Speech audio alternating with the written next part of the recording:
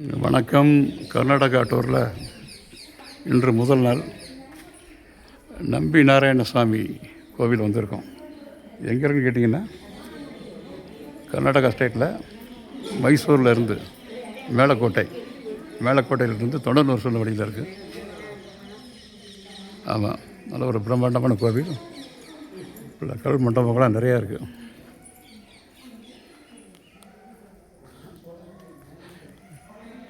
ஒரு 1000 வருடங்கள் பழமை வாய்ந்த கோவில்னு சொல்கிறாங்க.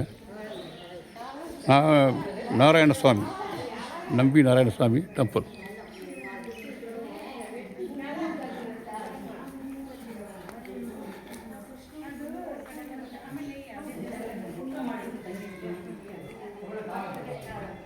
தான் மூலகோபுரம்.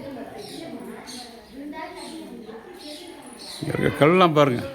இவ்வளோ பெரிய கல்லெல்லாம் தூக்கி வச்சுருக்காங்கன்னா, ஒரு மனிதனால் தூக்கி வச்சுருக்க முடியாது. யானை மூலமாக தான் தூக்கி வச்சுருக்காங்க அந்த காலத்தில்.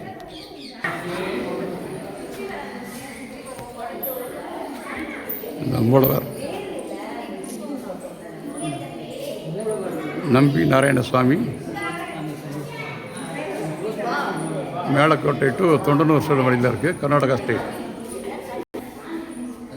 அப்படி இந்த கல் மண்டபத்தெல்லாம் பாருங்கள், பிரம்மாண்டமாக இருக்குது.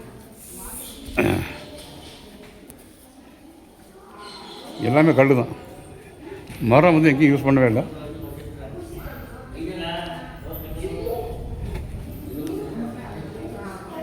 மரங்கள் எங்கேயும் யூஸ் பண்ணவே இல்லை. எல்லாமே கல் தூண், பிரம்மாண்டமான கல் தூண்கள் நிறையவே இருக்குது.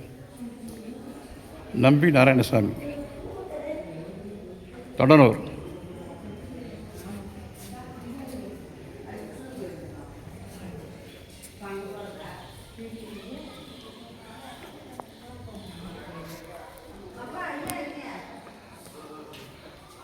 நம்பி நாராயணசாமி.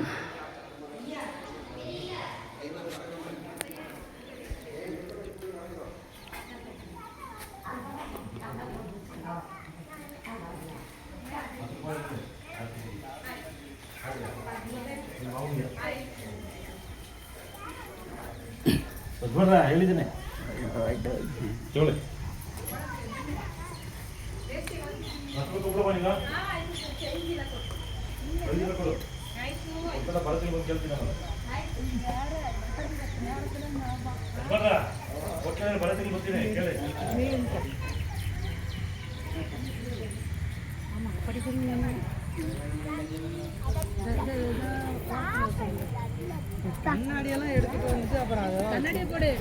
கோவில் முன்னால் இருக்கக்கூடிய கல் தூண் பாருங்கள், பிரம்மாண்டமான கல் தூண். கர்நாடகா ஸ்டேட்டில் இருக்கக்கூடிய நம்பி நாராயணசாமி கோயில் தான். அந்த தூணை பார்க்கலாம், பிரம்மாண்டமான தூண், விளக்கு தூண். அப்புறம் ஒரு சின்ன ஒரு தெப்பம் மாதிரி இருக்குது, ஸ்கொயர் சைஸ் தெப்பம். இப்படி தண்ணி கிடையாது, ஏதோ ஒரு பர்பஸ்க்கு வச்சுருக்காங்க அவங்க வந்து. கோயில் முன்பக்க போர்ஷன் பாருங்கள். இதுதான் கோயிலுடைய முன்பக்கம். ஒரு பெரிய கோட்டை மாதிரி இருக்குது, கோட்டை மதில்.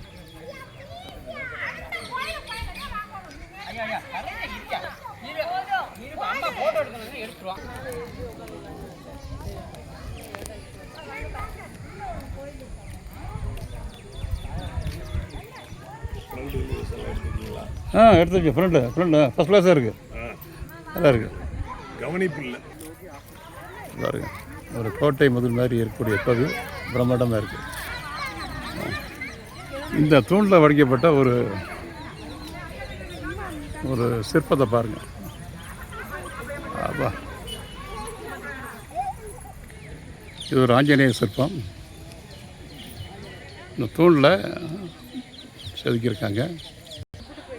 இதை பாருங்கள், இதெல்லாம் ஒரே கல்லால் செதுக்கப்பட்ட தூண். பாருங்கள் எவ்வளோ, இந்த ஃபுல்லாக ஒரே கல் தாங்க.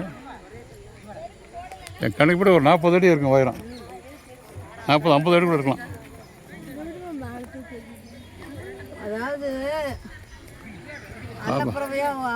அன்னப்பறவை. ஓகே, அதான். அங்கிட்ட ஆஞ்சநேயர், இந்த பக்கம் பிரம்மாண்டமாக இருக்குது. மலை அடிவாரத்தில் இருக்கக்கூடிய கோவில் இது.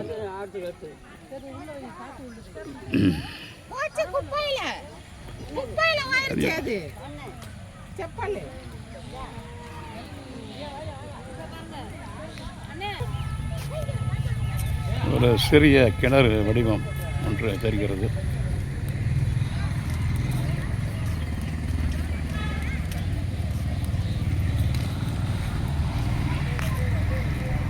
இந்த கோவில் முன்னால் பூங்கா நல்லா மெயின்டைன் பண்ணுறாங்க. புல்வெளிகள்லாம் கரெக்டாக வெட்டி வாக்வேக்கு வந்து சிவப்பு கம்பளம் விரிக்கப்பட்டு அழகாக காட்சி அளிக்குது.